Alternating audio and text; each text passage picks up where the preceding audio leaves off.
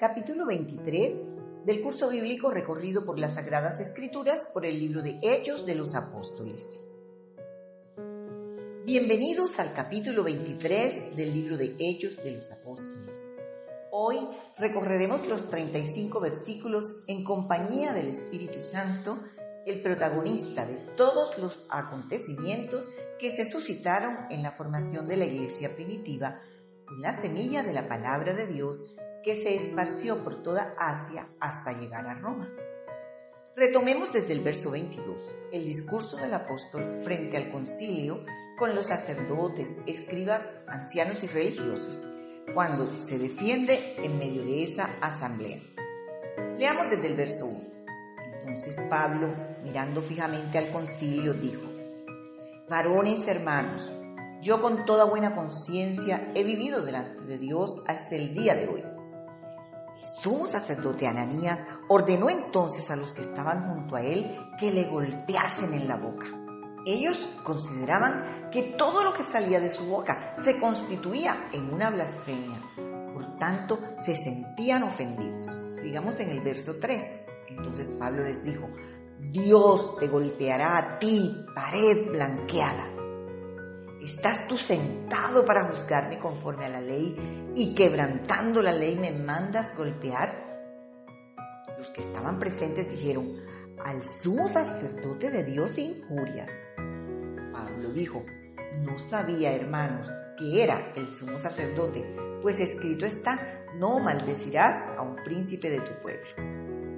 Enseguida se disculpa ante el sumo sacerdote, pero lo que dijo era ciertísimo. Estos religiosos predicaban, pero no aplicaban la ley, tal como ocurría en los tiempos en que Jesús les predicaba y los exhortaba duramente, diciéndoles: sepulcros emblanquecidos. Ahora Pablo les decía lo mismo al referirse a la pared blanqueada de los cementerios que adentro tienen al muerto.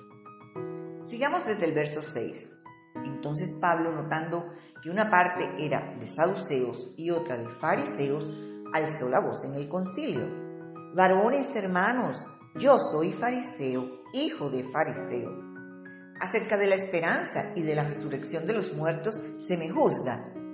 Cuando dijo esto, se produjo disensión entre los fariseos y los saduceos, y la asamblea se dividió, porque los saduceos dicen que no hay resurrección, ni ángel, ni espíritu, pero los fariseos afirman estas cosas. Así que se formó tal discusión entre ellos mismos que no lograban ponerse de acuerdo, lo que redundó en beneficio de Pablo, puesto que tuvieron que disolver la reunión para evitar una tragedia, ya que el tribuno sabía que tendría que proteger la vida de este ciudadano romano para no ser ellos los condenados. Versos 9 en adelante. Y hubo gran vocerío, y levantándose los escribas de la parte de los fariseos, contendían diciendo: ningún mal hallamos en este hombre, que si un espíritu le ha hablado o un ángel, no resistamos a Dios. Y habiendo grande disensión, el tribuno, teniendo temor de que Pablo fuese despedazado por ellos, mandó que bajasen soldados y le arrebatasen de en medio de ellos y le llevasen a la fortaleza. Y a la noche siguiente se le presentó el Señor y le dijo: ten ánimo, Pablo, pues como has testificado de mí en Jerusalén, así es necesario que testifiques también en Roma. Qué amor y cuidado recibía este siervo sufrido de parte de su Señor, que escuchaba su voz y le protegía, guiándole al cumplimiento de su propósito que todavía no había terminado, ya que largo camino aún le restaba por recorrer hasta llegar a Roma. Aunque él quisiera estar con su amado Salvador, proseguía a la meta, donde al fin llegaría como obrero que no tiene de qué avergonzarse, puesto que estaba dispuesto a dar su vida si fuera necesario por amor a Cristo. Hoy día, ¿cuántos siervos de Dios estarán dispuestos a sufrir toda clase de penalidades con tal de predicar el Evangelio de la salvación? ¿Cuántos soportarían tantos ultrajes, golpes, azotes, insultos injustamente? Las exigencias de los predicadores de estos tiempos en nada se parece al modelo del Jesús humilde, el cual imitaba a Pablo, que no tenía dónde recostar su cabeza. Ahora exigen hotel de 5 estrellas, carros blindados, jugosas ofrendas y muchas más pretensiones que contrastan con lo vivido por este hombre que decía en Filipenses 1:21, porque para mí el vivir es Cristo y el morir es ganancia. Y aunque lo rechazaran y quisieran matarlo, él seguía confiando en el que lo llamó y esperando solo en él, porque sabía que todavía no había llegado la hora de su muerte. Aunque quisieran asesinarlo, estaba seguro de que no lo lograrían si no era la voluntad de Dios, tal como ocurrió con unos 40 judíos que idearon un complot y juramentaron bajo maldición que no comerían ni beberían hasta matarlo. Por lo que hablaron con los principales sacerdotes para conjurar con ellos el plan de requerir ante el tribuno que volvieran a traerles al preso para dirimir nuevamente sobre su caso. Pero cuando Dios está en el asunto, descubre todos los planes del enemigo y los anula por medios inusuales que nadie contemplaría. Tal fue el caso que, por boca del sobrino de Pablo, quien escuchó todo el plan, enseguida dio aviso de las acechanzas que habían planeado para asesinarlo, dejando por descubierto a estos religiosos instrumentos de Satanás. Así que Pablo, creyendo lo que decía el hijo de su hermana, puso en conocimiento este asunto al tribuno, quienes enseguida tomaron cartas en el asunto, ya que tenían que proteger su vida a como diera lugar, hasta enviarlo a Roma, donde tendría que comparecer ante el tribunal que juzgaría su caso como ciudadano romano. Sigamos desde el verso 22. Entonces el tribuno despidió al joven, mandándole que a nadie dijese lo que había dado aviso de esto. Y llamando a 2 centuriones, mandó que preparasen para la hora 3:00 de la noche 200 soldados, 70 jinetes y 200 lanceros para que fuesen hasta Cesarea y que preparasen cabalgaduras en que poniendo a Pablo le llevasen en salvo a Félix el gobernador. El tribuno quería quitarse de encima tan grande problema, así que lo antes posible ordenó su traslado a la medianoche con todas las medidas de seguridad posibles.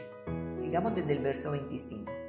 Y escribió una carta en estos términos: Claudio Lisias al excelentísimo gobernador Félix, salud. A este hombre, aprendido por los judíos que iban ellos a matar, lo libré yo, acudiendo con la tropa, habiendo sabido que era ciudadano romano. Y queriendo saber la causa por qué le acusaban, le llevé al concilio de ellos. Y hallé que le acusaban por cuestiones de la ley de ellos, pero que ningún delito tenía digno de muerte o de prisión.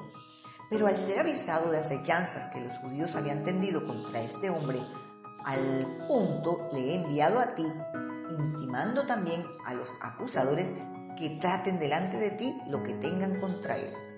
Pásalo bien. Eso era lo correcto ante las leyes romanas, y así hicieron. Pero Dios tenía control de todo, para resguardar la vida de su siervo hasta que llegara a Roma. Si tenía que usar al enemigo, lo haría para perfeccionar sus planes y para demostrarle a su siervo Pablo que él lo estaba acompañando en tan dura prueba. Sigamos en los versos 31 en adelante. Y los soldados, tomando a Pablo como se les ordenó, le llevaron de noche a Antípatris, y al día siguiente, dejando a los jinetes que fuesen con él, volvieron a la fortaleza. Cuando aquellos llegaron a Cesarea y dieron la carta al gobernador, presentando también a Pablo delante de él, y el gobernador, leída la carta, preguntó de qué provincia era, y habiendo entendido que era de Sicilia, le dijo: te oiré cuando vengan tus acusadores, y mandó que le custodiasen en el pretorio de Herodes. Este sería su último viaje para llegar a Roma, en el que le esperaban muchas penurias, pero de todas ellas lo salvaría Dios. Aunque ya estaba preso, seguía custodiado como un tesoro para que nadie le pudiera hacer daño, hasta que se le permitiera defenderse como todo un romano. ¿Cuánto me gustaría saber cómo les ha parecido hasta ahora este recorrido por las Sagradas Escrituras, por el libro de Hechos de los Apóstoles? Y si está disfrutando tanto como yo de todas estas historias reales y verdaderas, en donde el papel protagónico del Espíritu Santo nos permite entender que desde ese tiempo hasta nuestros días, Él sigue accionando en medio de la iglesia, guardando celosamente el testimonio y la palabra para que nadie pueda cambiar ni una coma ni una jota de todo lo sucedido, y para que nos sea de ejemplo para la iglesia contemporánea que dista mucho de parecerse a la primitiva que Jesús formó con sus 12 apóstoles.